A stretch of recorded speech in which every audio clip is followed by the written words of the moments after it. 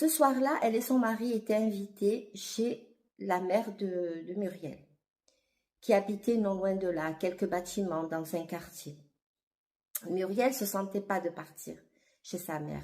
Donc, elle a dit à son mari, mais vas-y, vas-y, t'inquiète pas, moi je vais dormir, je vais me reposer, je me sens pas bien. Donc, Muriel est partie se coucher et son mari, en même temps, il est sorti.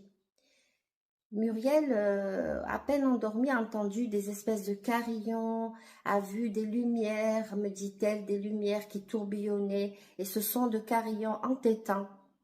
Elle était carrément très très surprise, elle se demandait où elle se trouvait, quand tout à coup, une entité l'a grippée par le cou.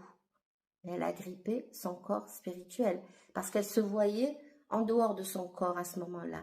Et elle se battait pour sa survie, elle se battait comme des chiffonnières, là, elle nous dit que a posteriori, ça la fait rire parce qu'elle se tirait par les cheveux, l'autre a lui donné des coups sur le ventre.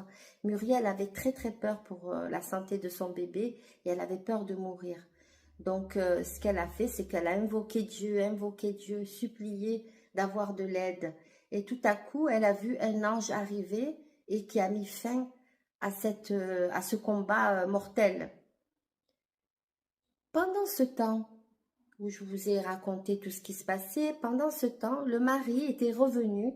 Il a tapé à la porte, il a tapé, mais alors il n'a pas cessé de taper. Muriel n'entendait pas. Non, elle n'entendait rien du tout. Le mari a appelé les pompiers. Les pompiers sont venus, ils ont ouvert la porte. Ils sont arrivés dans la chambre. Ils ont réveillé Muriel, qui était surprise de voir les pompiers. Et là, son mari lui dit, mais j'ai pas cessé de taper, tu ne répondais pas, j'ai eu très peur. Et elle lui a dit, j'étais pas bien, j'étais pas bien. C'est tout ce qu'elle a pu lui dire.